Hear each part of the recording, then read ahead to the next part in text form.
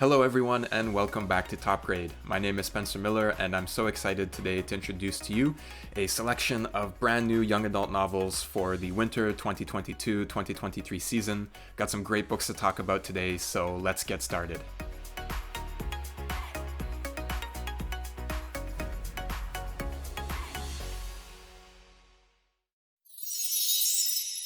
Our first book for today is a nonfiction title. Heroines, Rescuers, Rabbis, and Spies is published by Second Story Press and written by Sarah Silberstein Swartz. This collection uncovers the lives and bravery of 9 unsung heroines, ordinary Jewish women overlooked by history who took extraordinary measures to save lives during the Holocaust. Readers will learn more about women like Regina Jonas, the first woman rabbi, Vera Rosenberg Atkins, a Jewish spy for the British, and Lena Kukler-Silberman, who managed to save 170 Jewish children from illness and death. These stories will be inspirational to today's young readers. I was impressed by the quality and thoughtfulness of each of these profiles, the obvious depth of care and research that went into the writing. Readers will gain a deeper understanding of historic events during the Holocaust, recognizing the relevance of these events to injustices which challenge us today, an excellent resource for teaching Holocaust education in your classroom. Crowstone is published by Ronensdale Press and written by Gabrielle Goldstone.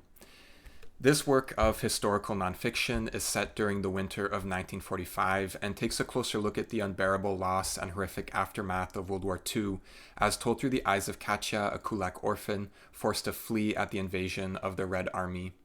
We follow Katya's winter journey through Prussia, her capture and eventual imprisonment in a labor camp, where she endures hunger and backbreaking work. While the story is quite harsh, it's also a story of friendship and resilience, and shows the power of small acts of kindness and mercy that help Katya to survive her ordeal. The story is packed with detail and little-known pieces of history. It is inspired in part by Gabrielle Goldstone's mother's own powerful memories of more than 2 years spent in a Soviet forced labor camp. I would recommend it to students who are learning about and wanting to know more about World War II and its aftermath. Heartbreak Homes from Nimbus Publishing is written by Joe Treggiari. This is a gripping YA murder mystery told from multiple perspectives.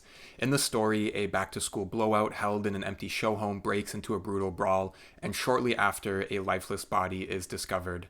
Escalating violence drives Frankie, Martin, and Kara to forge new bonds and together unmask a killer. The book has all of the elements of a great YA thriller. It has twists and turns that'll keep you turning the pages, and I enjoyed the complexities that 3 different points of view brought to the plot.